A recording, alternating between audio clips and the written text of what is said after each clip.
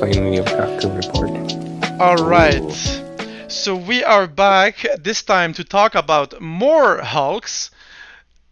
Not just one Hulk. Spoiler alert for She-Hulk season finale, which will be talking about what we thought about the series overall and the finale. So we are the Otaku Informers, and I am Aegon the Informer, aka Rashid, here with Felipe and Matt, aka Matt Kakashi. Yes, I'm just Felipe for now. No transformation yet. Do you have a transformation? Do you have an online persona name you want us to call you? Not yet. Uh, Not yet. what is it on Discord? I don't even know. Oh, it's Lupe. I don't know. Maybe it's Lupin. There's Sh- no relevance yet. should we call you But Lupin the Fourth? Yeah, we can call him in the fourth. interesting, but no, not yet. Let's just stick with the Aegon and Kakashi. What's up? All right, so we're here to talk about She-Hulk. So we just broke the news on our previous video that Red Hulk was cast by as Harrison Ford. So now we discovered in this season finale of She-Hulk that the son of Hulk has also been introduced. So overall, what do you guys thought about the season finale, and then we can talk about like the overall series if you want. You can go first, Felipe. All right. So as we mentioned before, we talked briefly. I like that it had this biggest twist ever in the series, like the biggest fourth wall break probably in television. Just literally going to the menu and breaking everything. But like we're expecting a big fight, but again, it makes sense. She is She-Hulk, attorney at law. Her fighting the conventional way just wouldn't cut, right? So she had to like win the legal way while setting up things on the background. So I think it was very clever, especially that she is known for breaking the fourth wall. I just hope that we get to see She-Hulk cameo on Deadpool 3. That would be very cool. What do you think, Matt? What do you think of the season finale? Uh, just like Felipe, I did like the big twist because right when the show and She-Hulk herself was going, this is weird. Like, why is all these storylines suddenly popping up? My thought was like, this is really not good. I was like, this is just too messy and like, ugh, I don't really like this. And then they do the fourth wall break. I'm like, you bastards, you got me. You got me, you bastards. Yeah, And I I no, loved that. I love that. yeah. Honestly, it's hard not to love it once the big meta break happens where she goes out of the menu of Disney Yeah. Plus. Like for me too. Up until then, I thought exactly like you, Matt. I was like, what is happening? Like, what am I watching? And then the fact that they're like, we did this on purpose. It's messy on purpose. It's ridiculous on purpose. That I really liked. And the reveal, I was really curious. I was like, wait, are we gonna see Kevin Feige? You know, when there's like the whole Kevin, I want to see Kevin. I was like, oh my god, Yeah. is Kevin Feige actually going to appear? And then him being an algorithm, that was very very smart. Did you notice that they kept Kevin's hat in?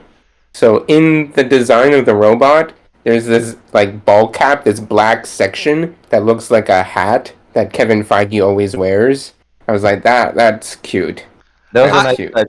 I did I don't think I maybe didn't notice or don't remember that I noticed, but that is amazing. Wow. I was like, well done. Okay, that's cool.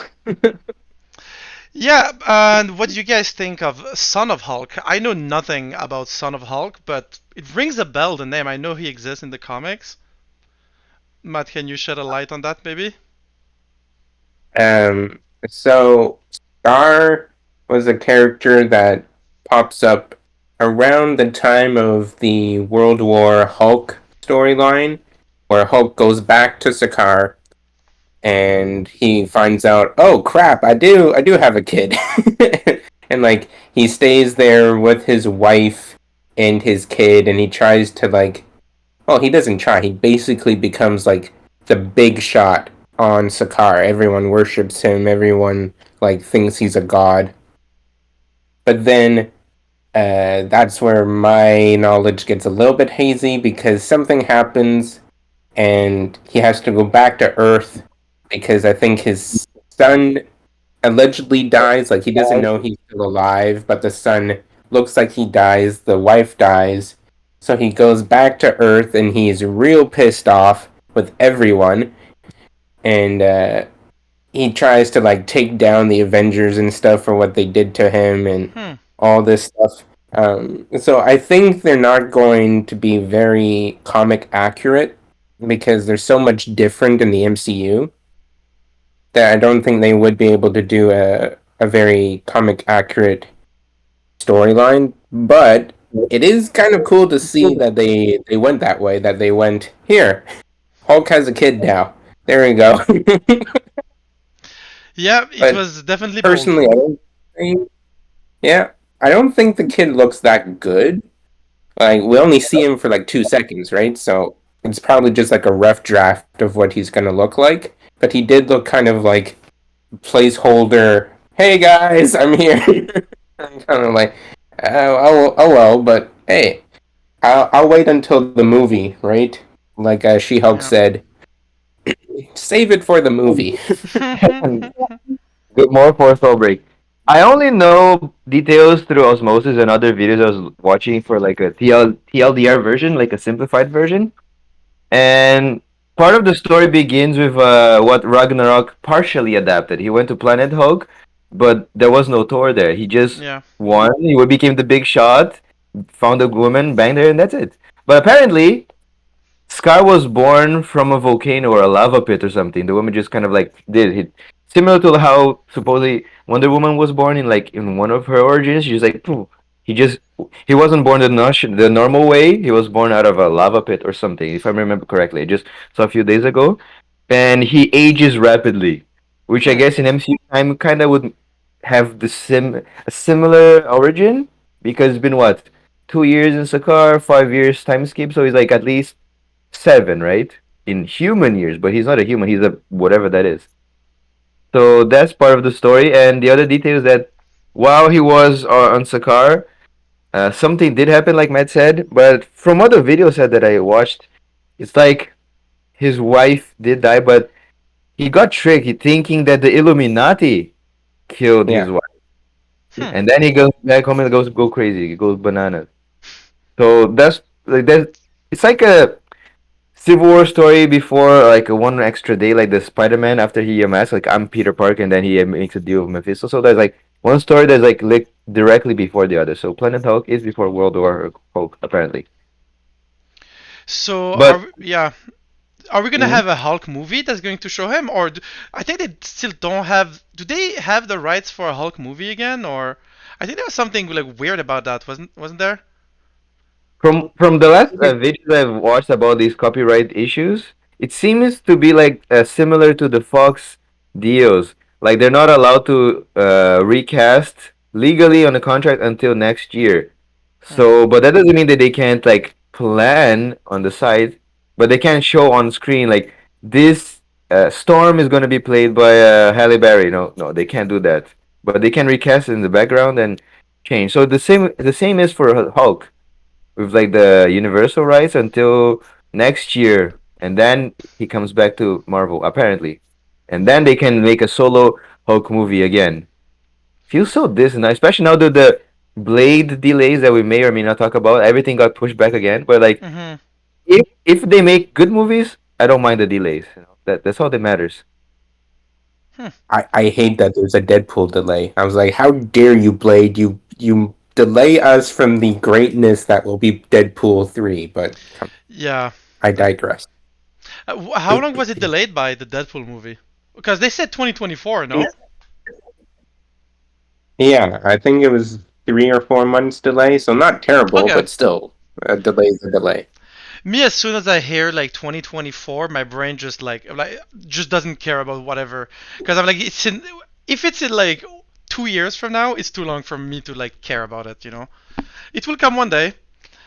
Um, what do you guys think about that final scene? Well, in the final episode, that scene where there's like all those like She-Hulk haters in the bar or something. That, that was another very meta moment, which Yeah. made me laugh. I really like that they did that, but at the same time, oh, and we can now talk about our overall thoughts of the series because there were some episodes that I really liked, like the last two episodes, like 8 and 9, I really liked. But the episodes before that, there were so many episodes that I really did not like, where I found like the acting was really bad, the dialogues were very like cringe, and like sometimes I was literally forcing myself to watch it. Like those bad episodes, I was just like, it's not 100% like maybe it's just not for me, but at the same time, I can recognize bad acting when I see it. Like other than Tatiana Maslany, like some of those other lawyers and stuff, I was like, you sound like worse than a CW actor. You know what I mean? Oh my god. I was like, I didn't buy anyone other than Tatiana Maslany, even like Jamila Jamil from The Good Place. So when I saw that scene, I was like, I'm really liking that they did this. But you know, it doesn't mean you can't criticize the show. Otherwise, you're like a woman hater or a She-Hulk hater. You know what I mean? That's the only thing Mm. that I thought about. The overall series was there were some very flawed episodes and some really good episodes. That's my thought. I think this intelligentsia was Marvel Studios nod to all of that.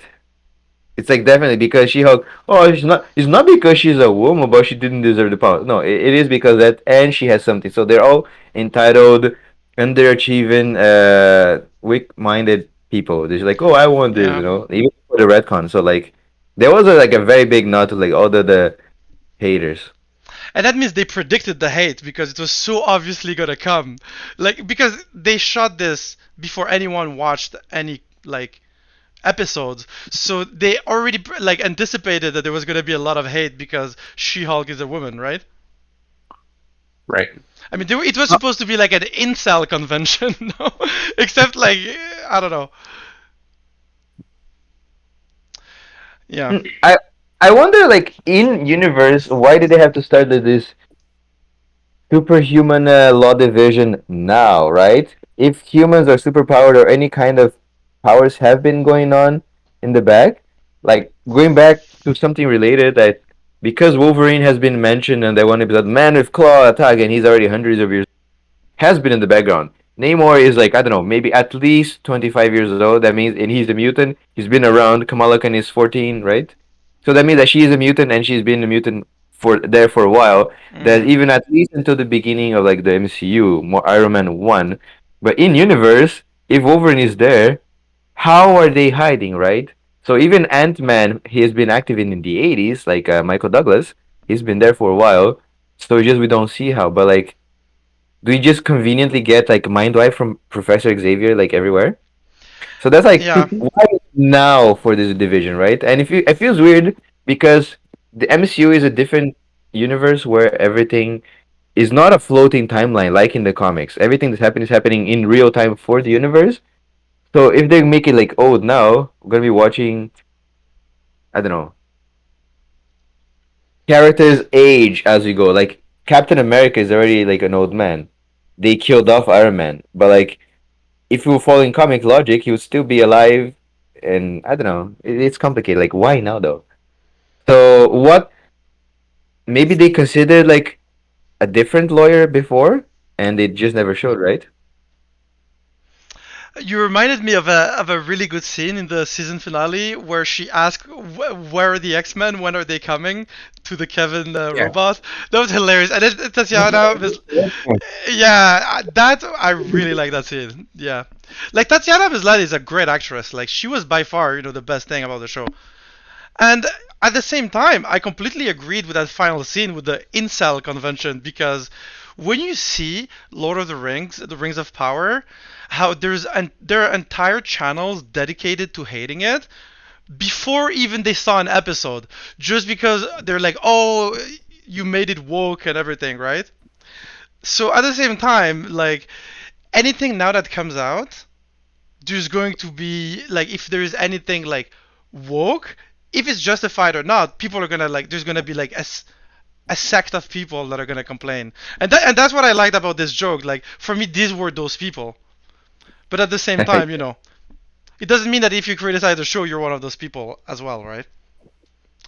So just to conclude, what are your overall thoughts on the whole season?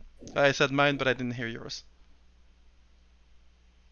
Um, Overall season thoughts. Okay. Episodes 1, 2, 3, loved. Thought they were great comedy, lawyer themed shows with a little bit of Marvel, right? 4, 5, 6 was like the middle ground, like some good, some bad. I think 4, 5, 6 is where Madison popped up, and that character's great. I like her Um, too. yeah, and like the Wong showing up some more. But overall, 4, 5, 6 was like the mixed bag, right? Like some of it was good, some of it was Mm. like whatever, I could do without. Then 7, 8, 9 is where they picked it back up, especially 8 and 9, right? Because we get Daredevil, we got our boy Daredevil. We didn't even talk about Daredevil. I don't know We how we did not. skipped talking about Daredevil because Daredevil was awesome. I'm not really a fan of the suit. I'm like, I agree. the ketchup and mustard, it doesn't really work that well, but I like how much more agile he is, right? Like compared to his Netflix show, he seems like much more speedy and agile, acrobatic. Um, and he's a player apparently. We all Mhm. knew that Matt Murdock was a player, but he was a player. But I think overall it's one of the best Disney Plus shows so far. Really? I don't know if I would say better than Loki or better than like Moon Knight or WandaVision, but it's up there. It's probably top 5 for me for sure. That's awesome. That's awesome. Yeah, we didn't talk that much about Daredevil, and I really like the fact that they hooked up because that's such a comic book thing to do.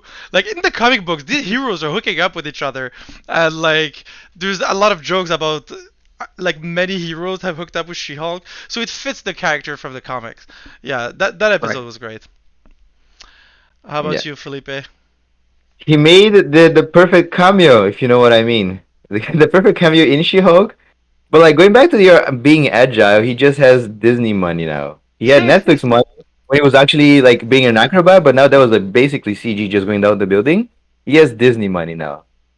But like the suit, because Daredevil was supposed to be a soft reboot, even though like Charlie Cox said that that is meant to not be a sequel, but it kinda is because everything has continued. So from season 4, Born Again might just be picking up from season 3, but different universe, right? It's a multiverse. That's what we're trying to set up in phase 4, the multiverse saga. So maybe we're gonna cross over with a different Daredevil from a different universe eventually, right? But overall, that was great. Maybe they'll switch it up, and for sure we're gonna see She-Hulk on his show. 18 episodes. She can't not show Yeah, up.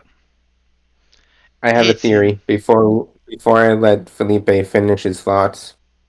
Because we already know Daredevil's going to do another cameo in Echo, and that series has Kingpin in it as well. I'm thinking that series will be like the transition series where you see Daredevil and She-Hulk, and like he has to go off and do something regarding Echo, and that's how he leaves She-Hulk. And then once whatever happens in Echo ends, then we pick up with Daredevil in his series. I think that's how it's gonna work, but that's just my little theory. They'll use Echo as like a transition into his series. That's interesting. Yeah. Well, what does that take place in New York? Like the Hawk? Right? I think it picks up like right where her story and Kingpin's story ends in Hawkeye, and then it just like diverges from there. So I don't think we know where it's going to take place yet, but it'll start in New York. But I mean, that's an interesting theory. But like, She-Hulk has no really a reason other than Matt Murdock to go to New York, and she's in the West Coast, right? So Maybe unless he's still on the West Coast and he gets a call from somebody, or like Echo calls him or something. I'm like, dude, I need your help or something to cause him to come back to the West Coast, to the East Coast. Yeah. But overall thoughts, I think that She-Hulk did set up a few things, like for like direct tangential shows, but not for the overall picture. At least I can't see it yet. I don't see what the algorithmic Kevin robot is planning, but I do see going somewhere. On a side note, kind of a related tangent, I do wonder. I mean, maybe I'm not remembering right. Maybe you can correct me. Has any show ever passed like in the Midwest or in the Texas or something? Like everything's like either East or West Coast. It's a big country, you know. Like nothing happens in the middle. There's a bunch of nothing there. It's a very good point. I always wondered, like, there's so many heroes in New York. I was like, they must cross paths all the time, right? Because like, sometimes they must show up at the same crime. They're like, oh, you already got that one? All right, okay, bye. Yeah, Yeah. There's that in the comic. Like especially one of the newest Spider-Man ones I read. Hmm. There was a scene where Spider-Man's dealing with somebody, and then Doctor Strange pops up and he's like, "Oh, Spidey, you're already here. Oh, okay. Well, all right, I'll let you deal with it." And he just goes away. So I'm like, in the comics, it does happen. That's awesome. at the same time, I also wonder, breaking the fourth wall, kind of related, but like, there's so many heroes in the world, but they're always in the U.S. or a random cameo from Japan or the U.K. Sometimes there's a mention kind of in DC that there's one superhero who's from Brazil, but he's in the Justice League Tower, like in space, and she is in the US. So stay in Brazil, you know? Like it's a big planet. Why everything has to happen all self-centered Americanness, I guess. But I digress. This is a different kind of discussion here. Yeah, and we're no longer in Marvel. We're now in DC. So Yes. this Yes. has this has been the Otaku Informers recapping and talking about She-Hulk. So we are the Otaku Informers. And stay informed.